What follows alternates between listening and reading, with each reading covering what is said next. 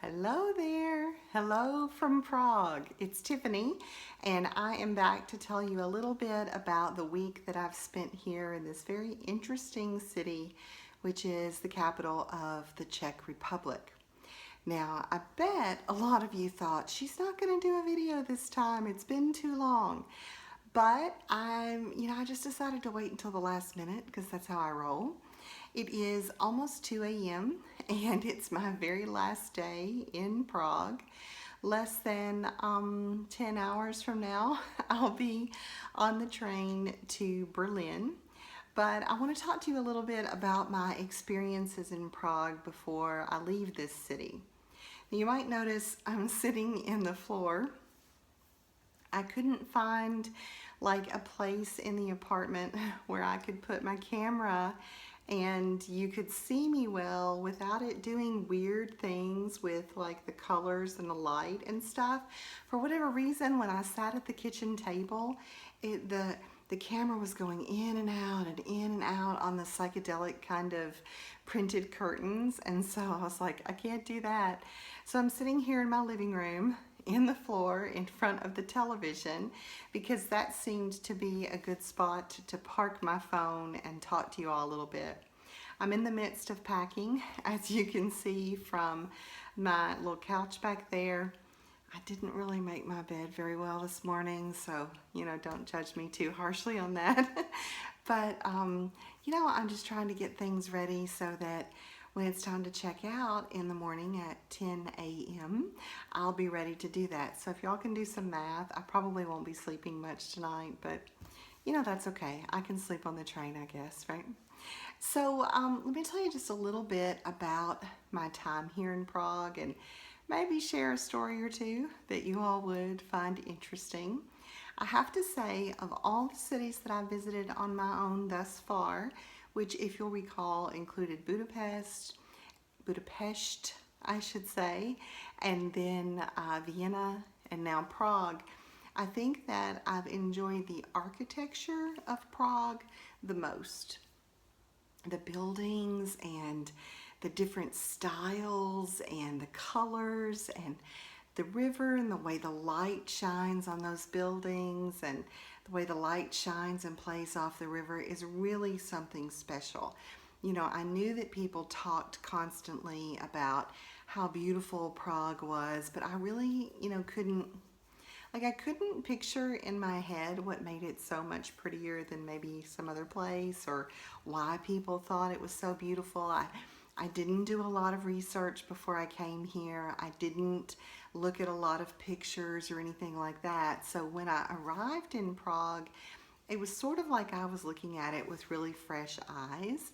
And on the one hand, I think maybe doing some research would have helped me kind of assimilate to the city a little bit more quickly and understand some things. But at the same time, I think maybe seeing all those pictures would have taken away my enjoyment of seeing them in real life for the first time. So, I guess I don't have too much regret about that. Now, the first 3 days that I was in Prague, my friend Lori was still here, and she and we'd never traveled together before, but we had a really good experience. I think we're good traveling companions, and we started off by doing one of the free tours of Prague. There's a company called Sandeman that has offices all over Europe and maybe even in the US for all I know, I'm not sure. But they offer free tours of cities that last between 2 and 3.5 hours or so. And in those free tours, your guide kind of takes you around to some of the major landmarks of the city and talks about some of the history. And I think it's a really good way to sort of get your feet wet in a city that you've never visited before. And when Lori and I actually went on that first walking tour on, I guess it was Monday of this week, we were really, really impressed. It ended up being about a 3-hour and 15-minute tour. It did include a couple of breaks, but that's okay. We needed a break at that point. And we walked all over one side of the river, basically. We stayed in what they call the Old Town Square area. And our guide was very knowledgeable. I mean, he was probably, he wasn't 30 yet. He was maybe 25 or so. And he actually explained that he came to Prague for a girl, and told us a little bit about how he ended up here. And then, he talked a little bit about his educational background. He was Canadian. And then he took us around the city and he just, gave us kind of an overview of some various things. Now, drawbacks of a tour like that, well, you might not get a good one. I think that the quality and the energy and the personality of the tour is based largely on the quality and energy and knowledge and personality of the tour guide.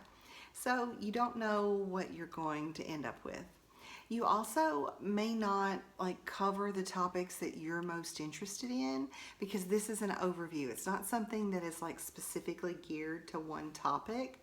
And so if you're really interested in one particular topic, you might ask your tour guide some questions and he or she might not know the answers to those, because the way I understand it, these guides kind of create their own city tours. And maybe you end up with somebody who's super interested in architecture. Maybe you end up with someone else who's super interested in history. Maybe you end up with someone who's very interested in cultural kinds of things. So, that's something to kind of keep in mind when you do a free tour like this. Now, at the end of the tour, the guide basically asks you to make a donation. You pay that person what you think the tour is worth. And I've done a couple of different ones of these now, and sometimes the tour guide puts a hat kind of on a table or opens his bag and you just drop it in there. I actually prefer that approach because it's a little less pressure, am I giving enough? Am I not giving enough?Maybe I didn't like it as much as somebody else did, etc. But this particular tour guide, we had to hand it to him directly, and you had to do it kind of like you're bribing a maitre d' at a restaurant or something. You fold it up and you slip it to him as you shake his hand and say thank you. And so it felt a little awkward to me to do that, but what do you do? And, I recommend that if you enjoy yourself, to at least consider giving the tour guide around 10 or 15 euros. I think, for 3 hours worth of work, that's a pretty decent price. And, that'll be determined basically on your budget and how much you enjoyed the tour, and also how much cash you have, because he was saying, he took all kinds of money. He was like, if you've got euros, I'll take euros. If you've got Czech crowns, I'll take that. If you've got Swiss francs, I'll take that. The only thing he asked is that we not pay him in coins, because I'm not sure you guys know this or not, but you can't exchange coins at the bank. So if you have coins from a different currency, they will not allow you to exchange those. Banks only basically allow you to exchange foldable money. So that brings me to something else that I did not expect about Prague. I did not expect them to not be on the euro. I knew that Prague was part of the European Union, or the Czech Republic was part of the European Union. And so I just assumed that they would use the euro. Because you remember what happened to me in Budapest, with the forints, and thought I was getting, one amount, and I ended up with $1,000 of forints, which looked like this giant wad of cash, and then I had to pay to get them exchanged and all that. And so I realized, on the train to Prague, that, oh, by the way, they don't take euros either. They still use the Czech crown. And apparently they've had this vote and they've said, oh, we're going to change to the euro in 1 year.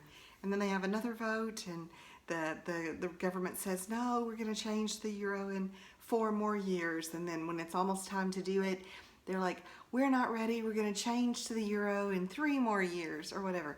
And so basically they have kind of put off changing their monetary system ever since they joined the European Union. And On the one hand, I mean, it's kind of cool because like now I've had access to some other kind of foreign currency. And, on the other hand, it's really, really confusing. Basically, one, one Czech crown equals like, no, that's not that, I'm saying it wrong. Let's see. It's 22 to 1, right? So if I have $1, then that would be 22 Czech crowns. I mean, isn't that a nice round number? And I'm like rounding it off for you, by the way. And so it's like, okay, how do you figure that out? So I have like a little calculator thing on my phone that Kelsey apparently downloaded for me while we were in Europe together a few weeks ago, where you can put in the kind of money that you have. So like 500 Czech crowns, and then it'll tell you how many US dollars that is. Because it's like you get a bill for lunch that's 500 crowns and you're like, oh my God, what did I eat? And then that's like $12.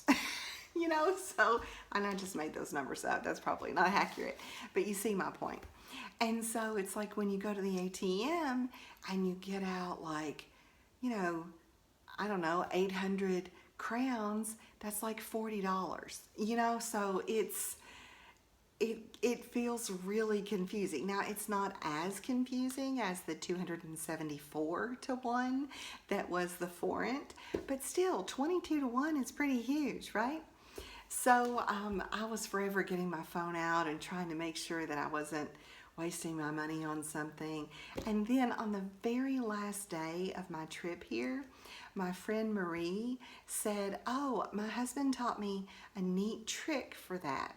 He said, if you have something that says 420 crowns, you like move the decimal over, so that's 42, and then you divide by 2 and take a little bit away. So 420 crowns is like $19 or something like that. And we tried it on a couple of items and it was pretty close. Like it was one of those that seemed to kind of work. But whenever I was spending much money, I still got my phone out and checked the calculator because I was like, I don't want to get ripped off, So that was something kind of interesting that happened during my visit to Prague too. So back to my time with Lori. After we went on the walking tour that first day that we were here, that morning, we decided to spend that afternoon going on one of the boat tours of Prague. And I love a boat tour because it's scenic and it's usually nice weather and you're sitting, and after you've been walking in the city for 7 hours, it's nice to be able to sit and just kind of watch the people and the places and that kind of thing. But I was a little disappointed in this boat ride. We did it through that same company, Sandeman, that we had done the free walking tour on, but this one wasn't free. It was around 25 US dollars each, so it was kind of pricey, and it was for a 2-hour boat cruise, but it didn't include dinner or anything. We learned when we got on the cruise that it actually included a piece of strudel and one drink of your choice, but we had just had ice cream, so neither one of us really ate our strudel, which, if I'd known that that was included, then I might have not had ice cream. But anyway, so I was a little disappointed in the boat ride because there was nothing to explain to us what we were seeing. I mean, I figured out which bridge was the Charles Bridge because, it was the most crowded and it didn't have traffic. It was just pedestrian and all that kind of thing. But I'm taking pictures of this beautiful scenery and I'm like, well, I don't know what that is, but that's a pretty building. I don't know what that is, but that's a pretty building, so I need to take a picture of it. And I just felt like I didn't get as much out of the boat cruise as I might have if, there had been some kind of a guide with it. Maybe like a printed guide with, the pictures of the buildings as you would see them from the river, and then, a brief description. Or like I've been on boat tours before where they like announce in maybe 2 or 3 languages what you're seeing so that people can understand. So that was a little bit frustrating. A funny story on that boat, we were like in the very front row because I wanted to be able to get an unobstructed photo of whatever we wanted. And there was this guy, this man, who probably around my age, maybe a little bit older, and he was like a serious photographer. You know what I mean? He had like the fanny pack with the extra lenses and batteries and stuff, and he had like, you know, the nice DSLR with the long lens, and he, you know, had a cloth to wipe it with, and he, you know, was really measuring like the sun. I could see him fiddling with, you know, dials and stuff on the back of his DSLR. And, you know, here I am, he's walking around to get the best angle, and he's crouching, and he's on his tippy toes, and he's leaning around the flagpole, and he's doing all these things to make sure he gets the perfect picture. And I'm like sitting on my butt in my chair going with my iPhone, snap, snap, oh, that looks pretty good, snap, selfie, snap. It was ridiculous. Like, he was so serious and I was so not, especially considering, you know, I'm a scrapbooker. But anyway, for whatever reason, you know, he kept getting in my way, and I was getting a little testy. I was getting a little aggravated because I was tired, you know, and so I guess maybe he realized, or he was just trying to be nice or whatever, but we had taken a selfie, and it was okay. But as we were going along, he goes, I need to take this photo of you all. You need to pose for me. And so Lori and I kind of look at each other and we're like, okay. So he takes this photo of us with, like, you know, this really pretty building in the background. It's a nice photo. He uses Lori's camera, and you know, we're like, thank you, you know, and we go on, and then, like, randomly he walks up to Lori and he takes her camera out of her hand and he goes, oh, this is another perfect one. I've got to take your picture. And we're like, you know, okay.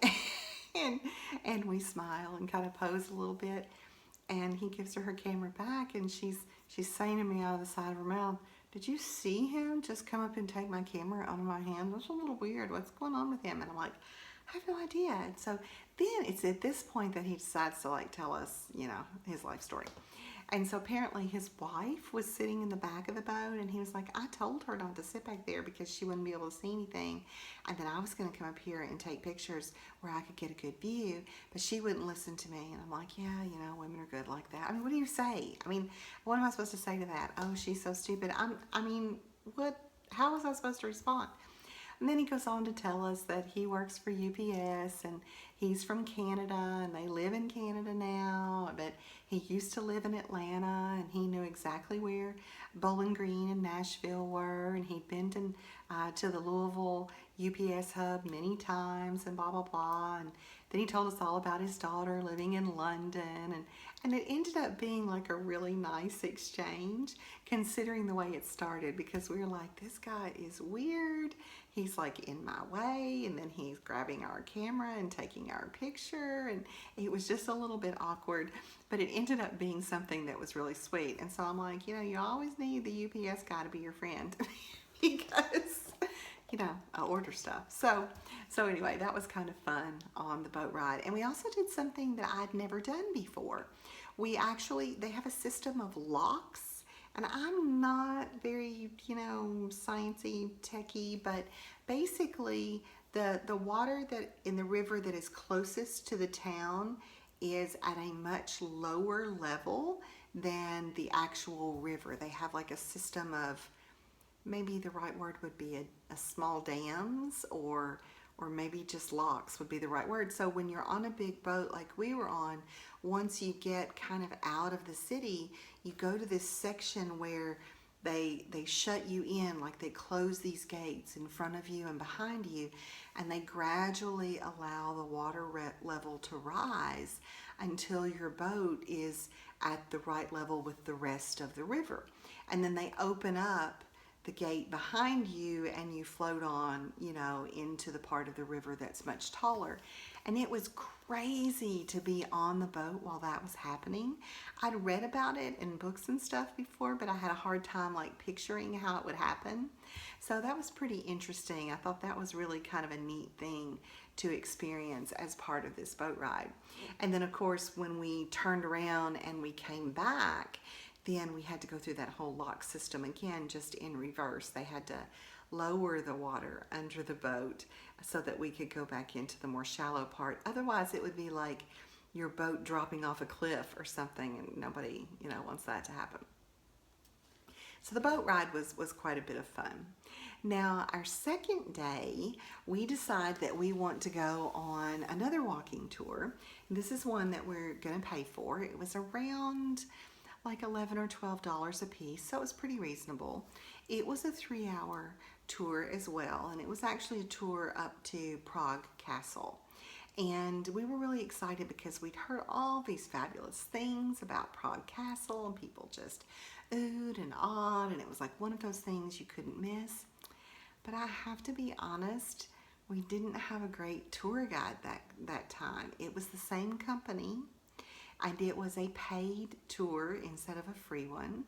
But our guy was kind of arrogant, I guess, and he was from another country, and there were some people on the tour who were from his home country, and so he basically spent almost the whole time talking to them in his native language instead of giving us as much of a tour as I think we wanted in English, you know? And it's like, on the one hand, I can't begrudge him for wanting to talk to people from his home country and like practice his home language and all that kind of thing. I totally understand how that must, you know, it must feel kind of lonely to not be able to do those things. But on the other hand, you know, this was his job. And I ended up feeling like we didn't get as much of the tour maybe as we should have, as much detail and that kind of thing, because he was preoccupied with these other people. And of course, it didn't hurt that they were like, you know, 22-year-old hotties from his home country. So, you know, you can kind of picture how that was going. So, you know, we did the castle tour, and it was fun. I'm glad we did it. It just didn't really measure up to how good our guy was who did the free tour. And maybe that's something that this tour company does on purpose. Like they put the best tour guides for the free ones to make you want to buy the ones that you pay for. I mean, I don't know. Or maybe it was just an accident, or maybe one of our guys was having a bad day. I mean, I'm not really sure kind of what the deal was, but you know, if we'd spent much more money on it than about $11 or $12 a piece, I would have been really aggravated. But I still felt like we had gotten our money's worth for the 3 hours. We also learned during that tour that we had not followed directions properly for our metro, our transport ticket, because the transport tickets, you know, all the instructions are in Czechoslovakian.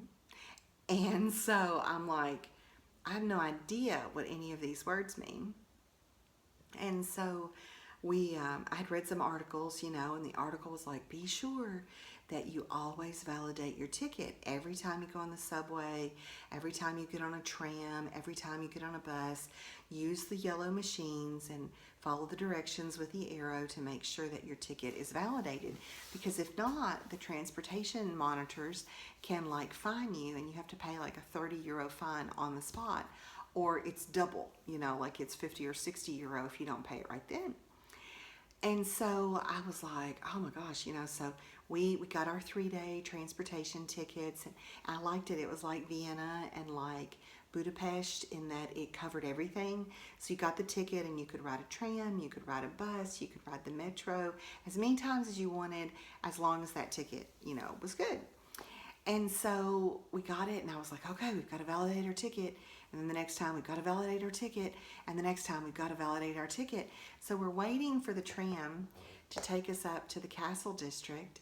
And our tour guide is like, you know, did anybody buy the multi-day pass? Well, we were the only ones, Lori and me.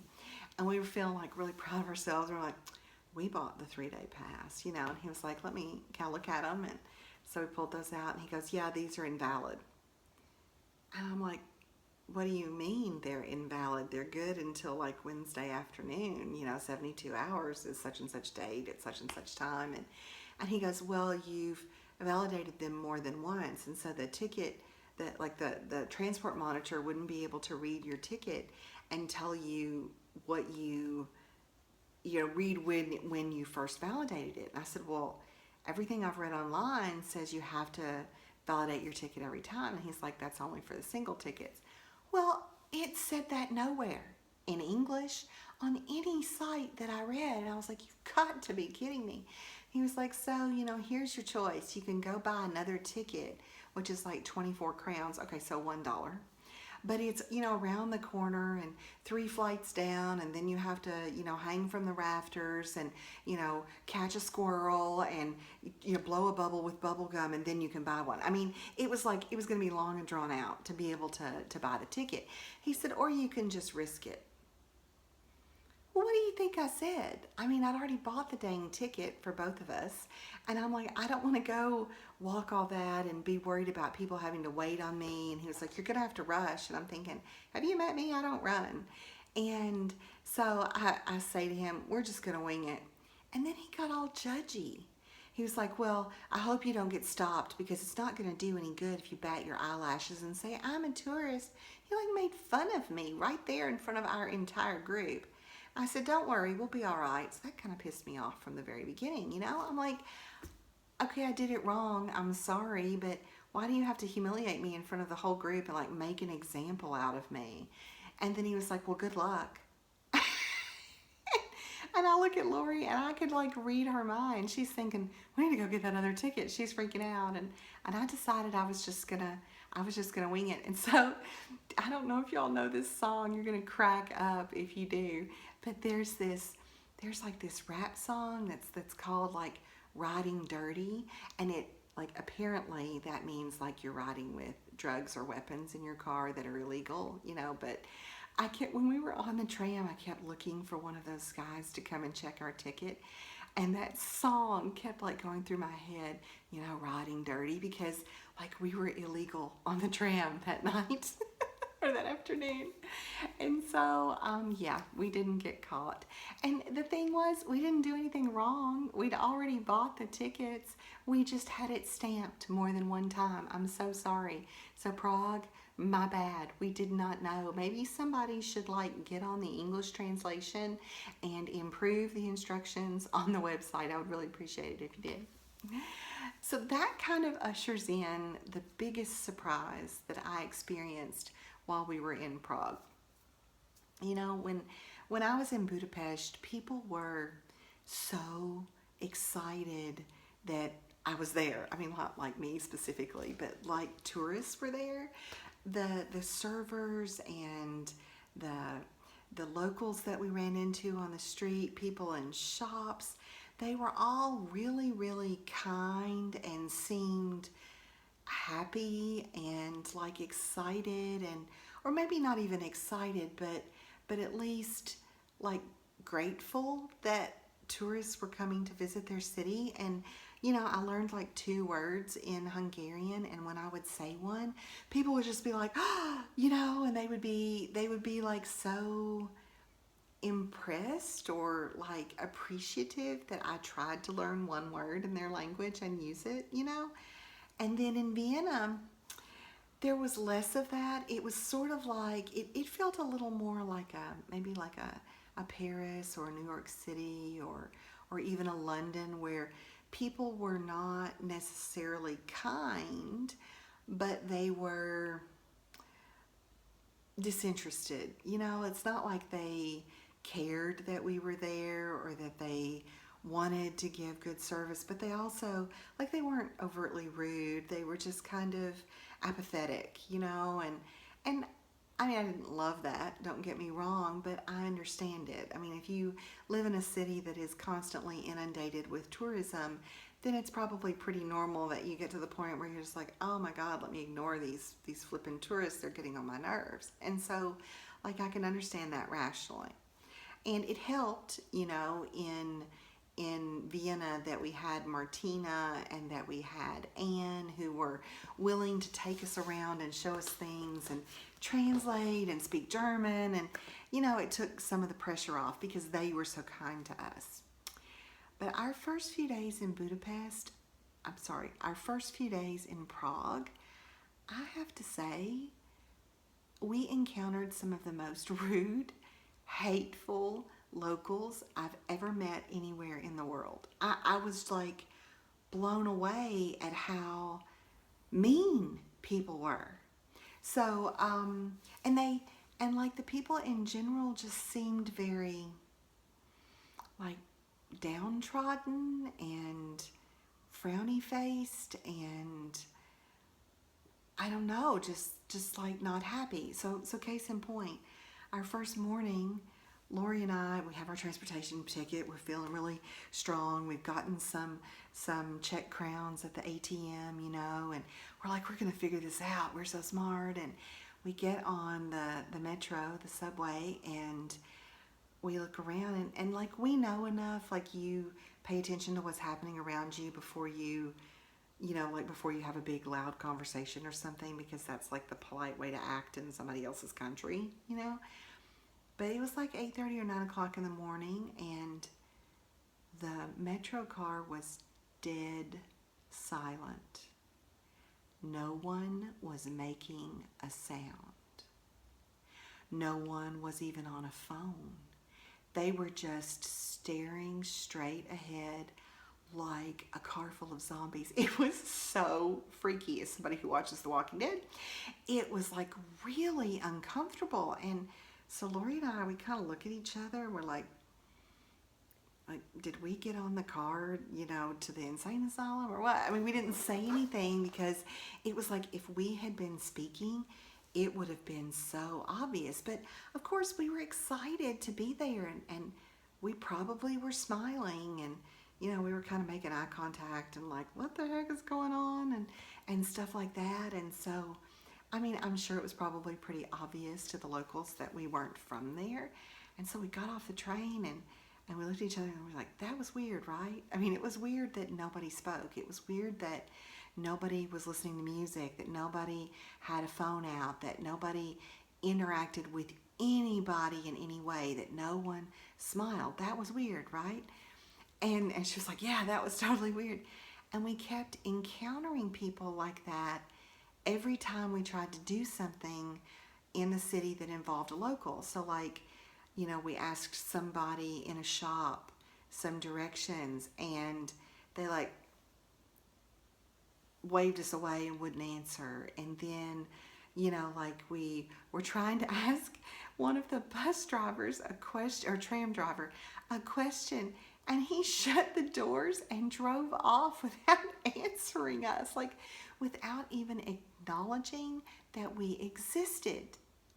And I was like, okay, maybe it's us, and then like our waiters in the restaurants were jerks, like I would say, is it possible to have some tap water? Because I mean, the big thing in restaurants in Europe is that they all try to overcharge you for bottles of water.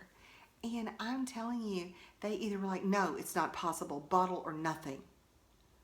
Or they would like roll their eyes and go, in a minute. And I'm like, you have got to be kidding me, and then like I had to pay for something, like we were kind of switching off, like who was paying for what meal or whatever, just to make things simpler. And I was paying for something, and all I had was like a 1,000 Czech crown note, which is like $40. It's not a lot of money, so don't get excited. And our bill was like, I don't know, like $6.20 or something. And I was like, he acted like he was going to take it. And I had read enough to know you have to say. And I was like, I'll need my change. Because I'm not going to leave him like a 300 and something crown note, like as a tip, because he was a jerk. I'm trying to clean up my commentary. He was a jerk, and so he was like, I'm out of change. And then he huffed off, and I was like, does that mean he's taking my money? Does that mean he's bringing me back my change? I'm sitting there like, what do I do if this dude just walks away with my 1,000 crown note? I mean, I don't even know like what you would do in that situation. And so, we were not having good experiences, and I was planning for the time after Lori went to the airport to get together with Marie Pierre Capistran from our group, and we were messaging back and forth, and I mentioned something about it, and she was like, "That is so Czech." And then when I met her, I was telling her some of these stories, and she was like, "That is so Czech." It's part of kind of the personality of the country, I guess, and I still don't really understand it, but from what I've gathered from my tour guides and from my conversations with Marie, it has to do with their very rocky history and kind of the constant barrage of like, well, they were a republic, and then they were occupied, and then they were a republic, and then they were under a king, and then they were a republic, and then they were occupied by the Nazis, and then they were briefly a republic, and then they were, controlled really harshly by the Soviets, and that they've only really been a free country this last time from like 1993. And I had a guide who gave the example that if you had 100-year-old woman who had lived here her entire life, she would have actually lived and she never moved her house.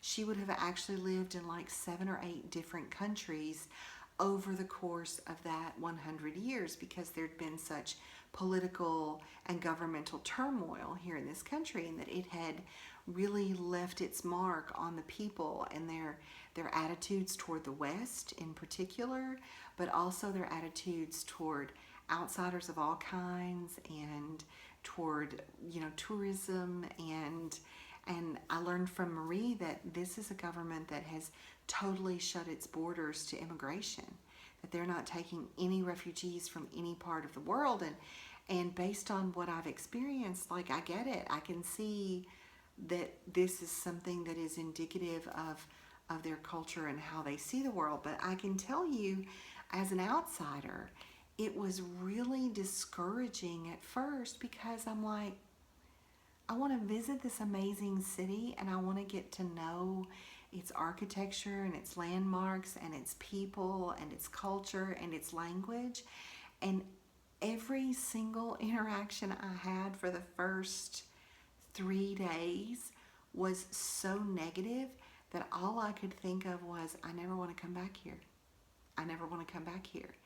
Now, I'm already at 37 minutes, so I know I've been talking a long time, and I'm sure I'll talk about this more in the podcast that'll be airing soon, but I have to say it. I don't want to leave it on like a sad note, because my last 3 days in Prague with Marie, who's in our Facebook community and is just lovely, she really made me see Prague differently. Now, the people themselves didn't change.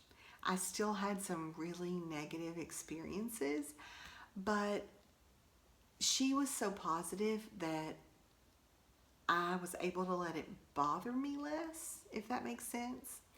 And also, she did manage to take us to some places where the people were very kind. And so it was a reminder to me that it's kind of dangerous to paint a city with too broad of a brush. If my whole takeaway was Prague was beautiful, but the people were horrible, well, that's not exactly fair, because there are parts of Prague that are not beautiful. There are parts of Prague that have a lot of trash and that aren't taken care of, and homelessness is a real problem here. It's not a perfect city, even though its architecture and its history is pretty amazing. But if I also said the people were horrible, well, that's not fair either. That's not really giving a fair analysis, because the woman that I rented my flat from was quite sweet, very lovely. She was very interested in making sure I understood everything and that I enjoyed my stay. There was one person at the airport as we were trying to get Lori home to the States who was who was both kind and actually smiled. Now he was the only one in the entire airport, but there was one, you know.